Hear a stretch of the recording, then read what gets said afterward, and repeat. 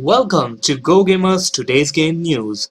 Before we get started, click on subscribe and click on the bell button to get the notifications for our future videos. In this video, we have too much to cover. We will discuss about StarCraft game to AMD's new processor, from new map in Counter-Strike to increasing price of solid-state drives. So without any delay, let's start with the news. First of all, let's talk about StarCraft because I'm really excited about it. A rumor went up last year that HD update of Blizzard's great sci-fi RTS StarCraft was in the works and would be announced in September 2016. Blizzard declined to confirm or deny the report, saying only that we don't have any announcement to make at this time. But September came and went without any action, and that, by all appearances, was the end of it. But now, the story has surfaced again. This time on Korean esports site reported today that StarCraft Remastered is in works and expected to be ready for release in May or June. The report says an official announcement could actually be made as soon as next week. It appears that updated StarCraft will offer the same gameplay as the original release, but with HD graphics and Battle.net support. The report also claims that the game was actually revealed to select esports broadcasters, his sponsors, and key stakeholders last November at BlizzCon. I'm so excited about this game, and I think you are too. Let's check the next news. League of Legends Honor System was revealed in 2012 as a positive feedback initiative that gives players the ability to reward their fellow combatants for overstanding behavior in the game. Through Honor, you can acknowledge summoners who helped make your game awesome by clicking on the thumbs up icon next to the summoner's name at the post-game lobby.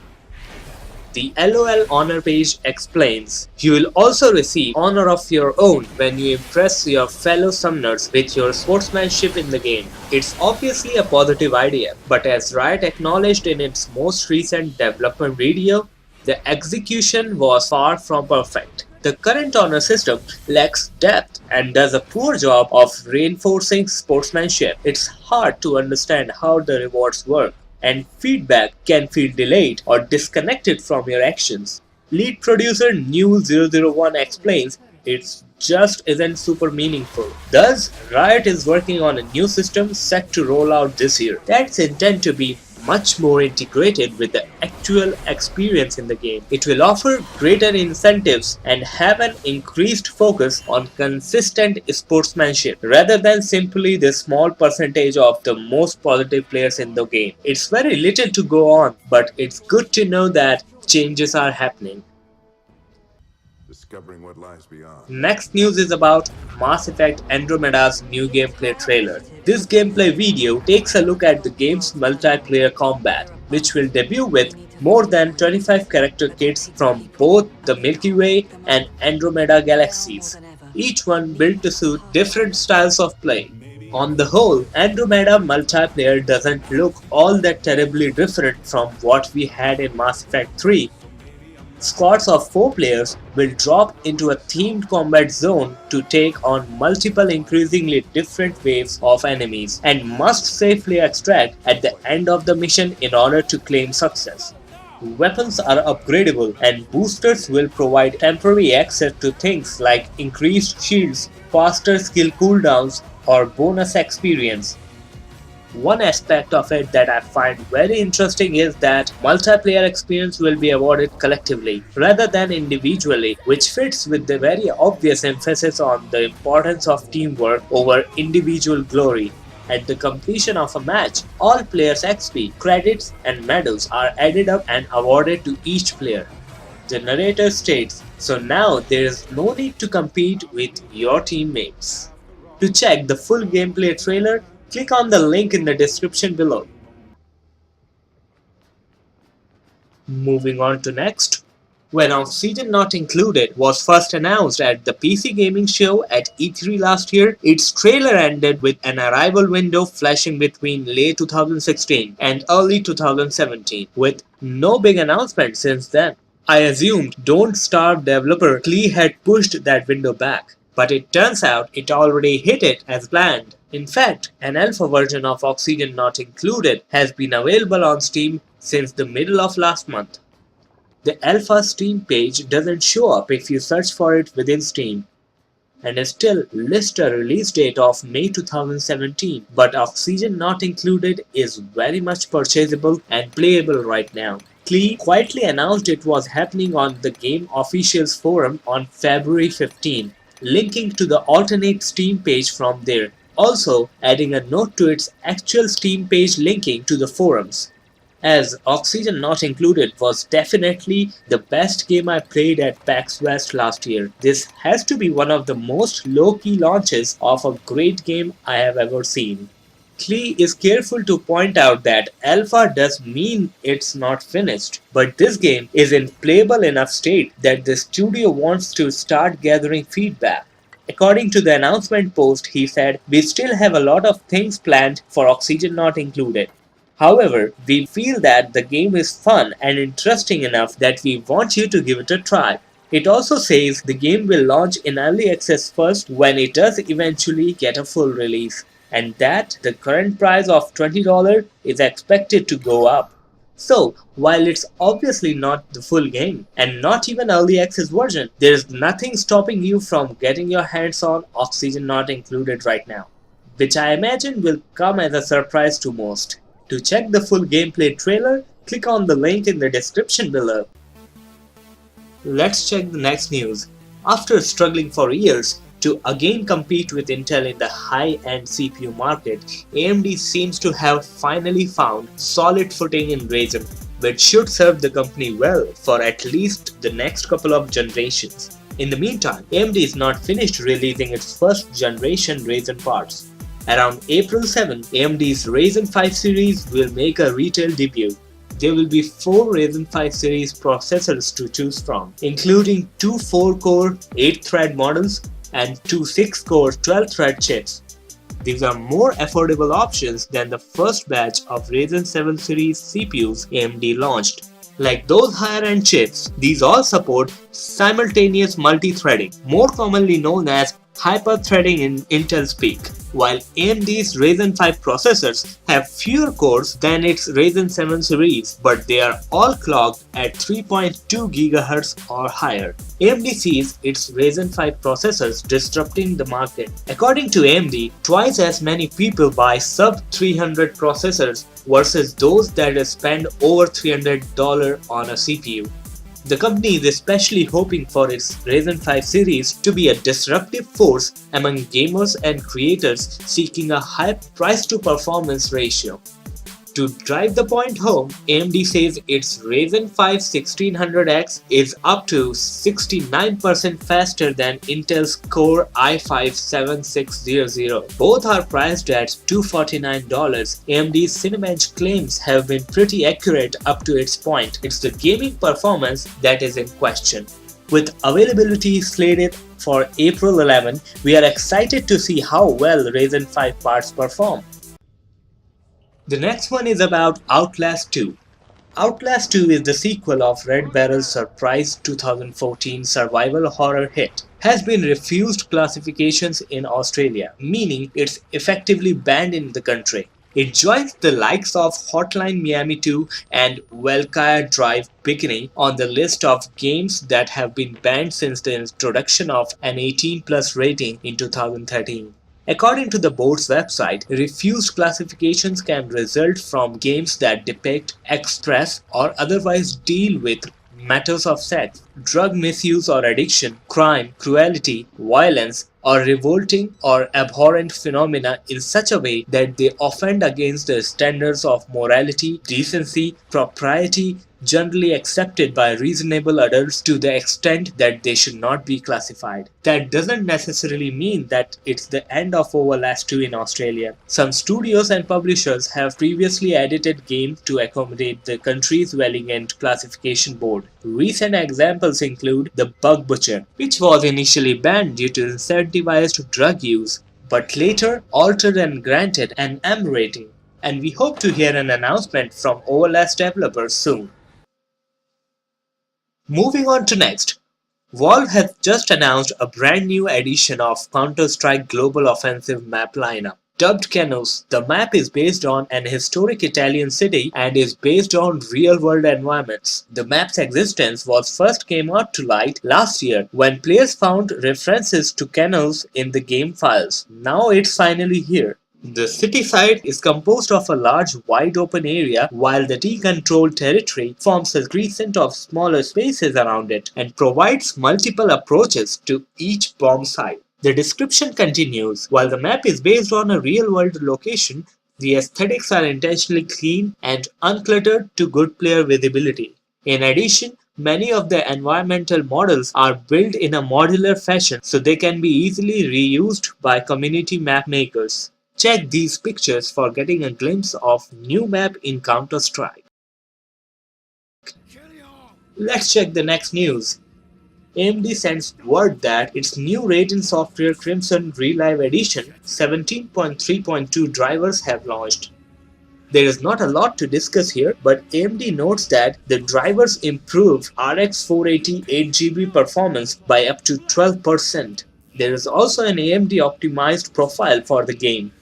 More pertinently, I can confirm in testing that AMD isn't just blowing smoke about the performance gains. With all three RX 400 series cards, I have seen markedly improved performance, sometimes even exceeding AMD's 12% figure.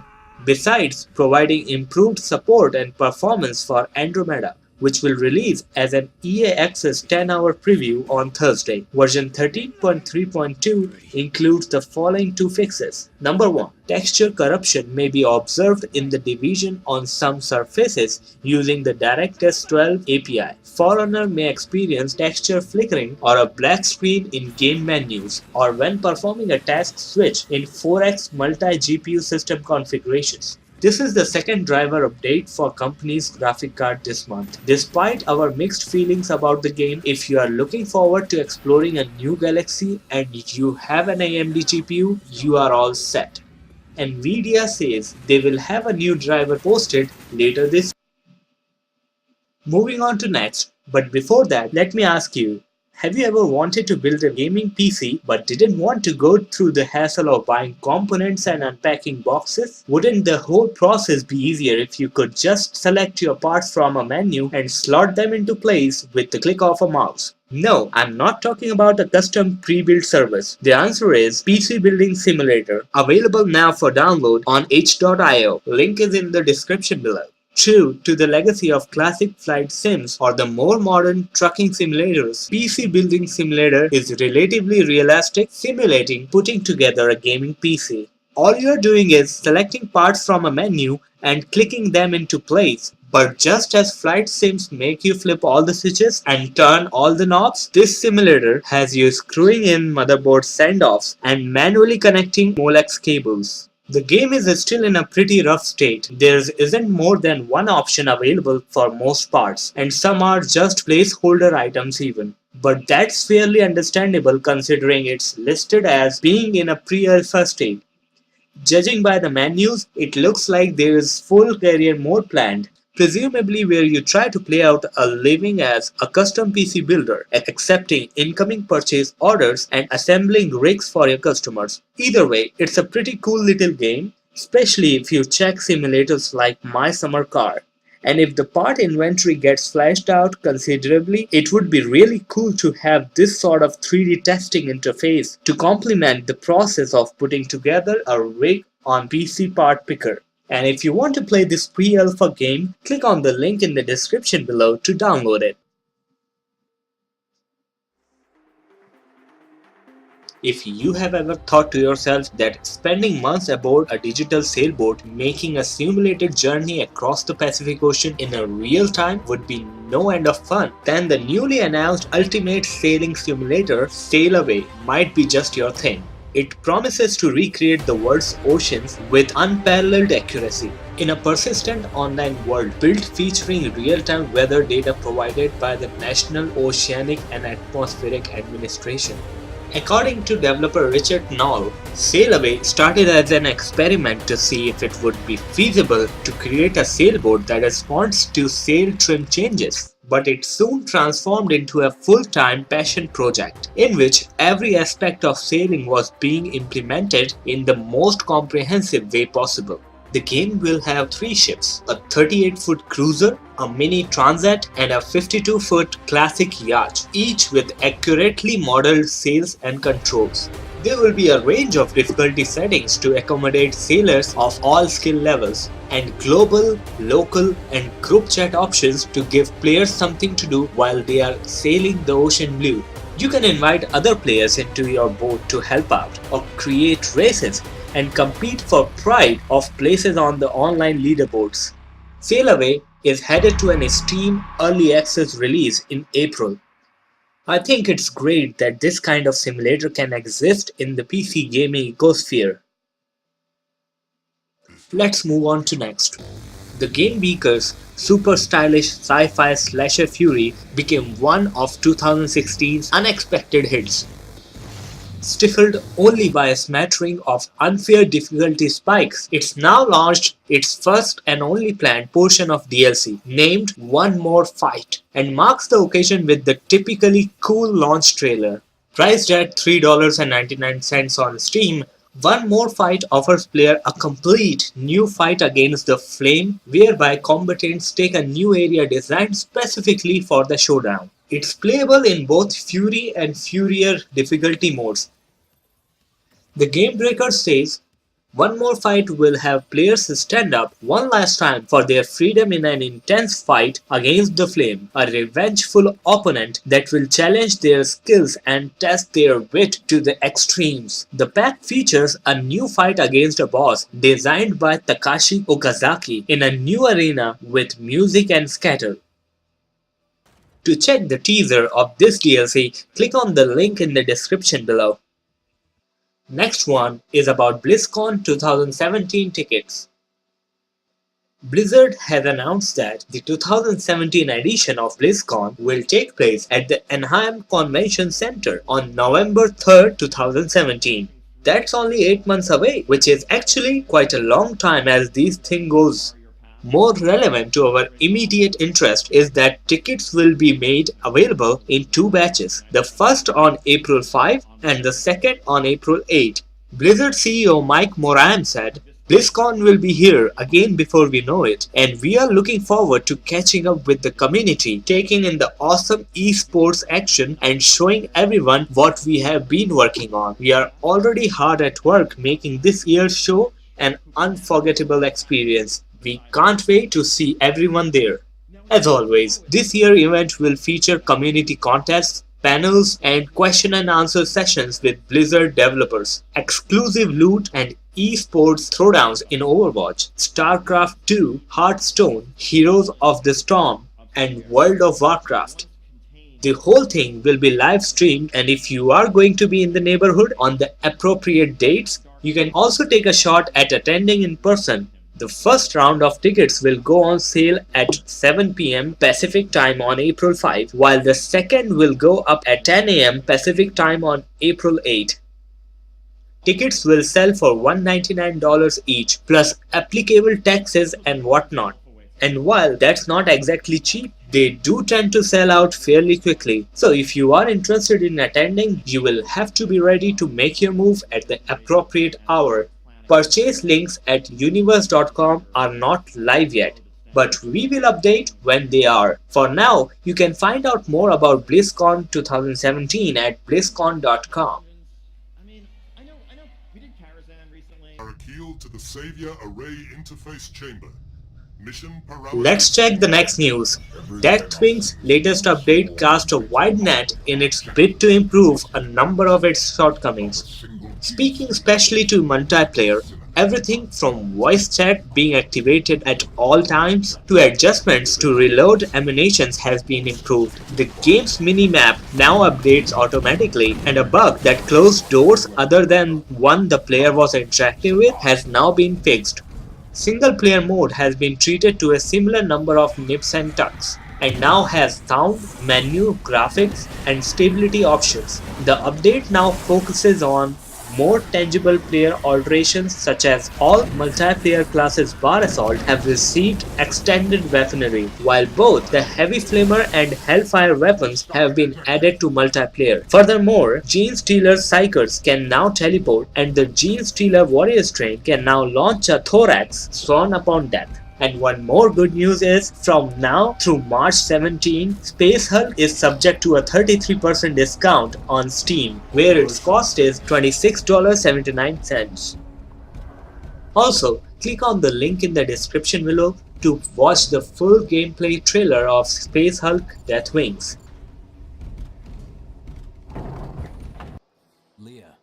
Moving on to next. After a significant amount of teasing, Diablo 3 formally announced the incoming arrival of its Necromancer class at last year's BlizzCon. Blizzard has now revealed more on what to expect from the reimagining of Diablo 2's supernatural beings.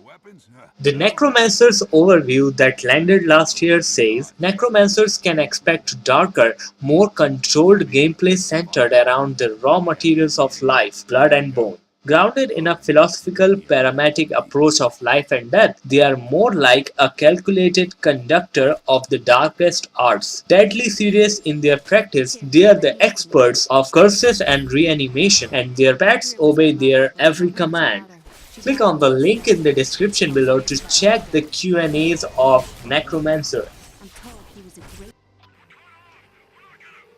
Next one is about Dead Rising 4.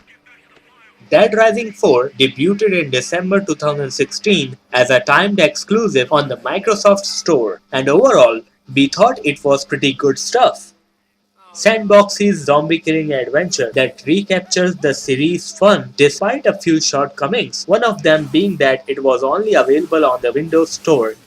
But those contractual sands have now slipped through the hourglass of platform protectionism, which is unnecessarily long way of saying you can now get it on Steam. This Steam release comes with all free title updates, including My Bloody Valentine, 2 new difficulty levels, and the Street Fighter costume pack. The Dead Rising 4 Season Pass with the Stocking Stuffer Holiday Pack, Frank Rising, and Super Ultra Dead Rising 4 Mini Golf is also available for purchase. Click on the link in the description below to check the trailer. That's all for today. If you liked this video, let us know by clicking on like button. And if you haven't subscribed yet, click on subscribe for more similar videos. Thanks for watching, and bye bye, have a good day.